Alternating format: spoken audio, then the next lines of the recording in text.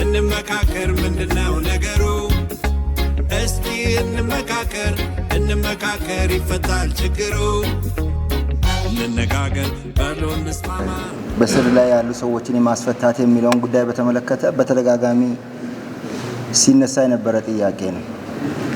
አንድ መታወቅ ያለበት ነገር ሰዎች በቁጥጥር ስር በሚገቡበት ጊዜ አንደኛ ወንጀል የፈጸመ ሰው ይኖራል፣ ያለ አግባብም ደግሞ በጥርጣሬ የሚያዝ ሰው ይኖራል። በዚህ መነሻ በአጠቃላይ እስር ላይ ያሉ ሰዎች በህገወጥ መንገድ የታሰሩ ናቸው ብሎ መወሰን ወይም ያንን መፍረድ ተገቢነት የለውም የሚል ሀሳብ ስላለኝ እስረኞችን ማስፈታት የሚባለውን ነገር በተመለከተ ቅድም ምክትል ዋና ኮሚሽነር እንዳሉትም እስረኞችን የማስፈታት ስራ አይደለም የኛ ስራ። በአጠቃላይ በአዋጁ አንቀጽ 9 ላይ ኮሚሽኑ ምን ይሰራል የሚለውን በዝርዝር ያስቀመጠበት አግባብ አለ። እንደዛም ሆኖ ግን ለስራችን መሳካት ያለ አግባብ የታሰሩ ሰዎች ቢኖሩ ለመንግስት ማሳሰቢያ ሰጥቶ እንዲፈቱ የማድረግ ጉዳይ ጥሩ ስራ ሊሆን ይችላል። ግን ሁልጊዜ ሲነሳ የነበረው እስር ቤት ያሉ ሰዎችን እንዴት አድርጋችሁ ነው ወደ ምክክር የምታመጡት የሚለውን በተመለከተ ፍርደኞች ሆነው ባቸው የታሰሩ ሰዎች አሉ። የተለያዩ ወንጀሎችን በመፈጸም የታሰሩ ሰዎችና ምርመራ ላይ ያሉ ሰዎች አሉ። በአጠቃላይ ደግሞ በህግና ስርዓት መሰረት የሚከሰሱና በመከሰስ ላይ ያሉ አሉ። ጉዳያቸው እየተመረመረም ደግሞ የሚፈቱ ሰዎች አሉ። ስለዚህ በአጠቃላይ በጥቅሉ እስረኞችን ማስፈታት የሚባል ነገር ላይ ጥንቃቄ እንዲወሰድ ማድረግ ተገቢነት አለው። በዋናነትም እስረኞች ይፈቱ በምንልበት ጊዜ ወንጀል የፈጸሙ በአጠቃላይ ሰው የገደሉ በተለያዩ ምክንያቶች የታሰሩ ሰዎችን እናስፈታለን ብንል ተመልሶ ደግሞ ወደ ውስጥ ወዴት ይገባል? አገርን ወደ ማተራመስ ወንጀለኞች እንዲነክሱ የማድረግ ጉዳይ ሊኖር ስለሚችል እሱ ላይ ጥንቃቄ ማድረግ ያስፈልጋል። የትኞቹ ናቸው የሚፈቱት የሚለውንም ማሰብ በጣም አስፈላጊነት አለውና በጅምላ ሲነሳ የነበረው ምንድነው ያለ አግባብ የታሰሩትን ሰዎች የማስፈታቱ ጉዳይ ብቻ ሳይሆን በጅምላ ግን እስረኞችን ማስፈታት የሚባል ነገር ይነሳልና እሱን ለይቶ ማወቅ ያስፈልጋል። እንደዚህ እስረኞችን በተለያዩ ጊዜያት ሰዎች የሚታሰሩባቸው ሁኔታዎች ይኖራል። ወንጀሎች እስካሉ ድረስ በአጠቃላይ በአገር ደህንነትና ሰላም ላይ ችግር የሚፈጥሩ ሰዎች ካሉ ማይጠየቁበት ማይታሰሩበት አግባብ ስለማይኖር ማለት ነው። ሁለተኛውን ጥያቄ በተመለከተ ለምንድን ነው ጊዜ የማሰጡት ሁኔታዎች እስኪለወጡ ድረስ የሚለውን በተመለከተ ዋና ኮሚሽነር ነካ አርገውን ያለፉትና በአዋጁ አንቀጽ 8 ላይ ለኛ የተሰጠን ጊዜ 3 አመት ነው።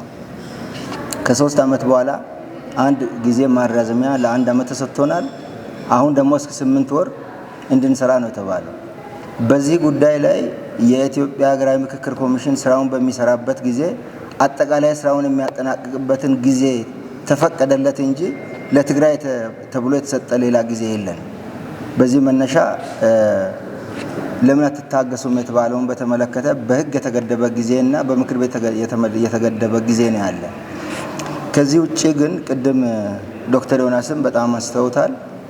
አጽንኦት ሰጥቼ ለመናገር የሚፈልገው ወደ አዲስ አበባ ስታመጡ የተአማኒነትና የአካታችነት ጉዳይ እንዴት ነው የሚል ጥያቄ ተነስቷል።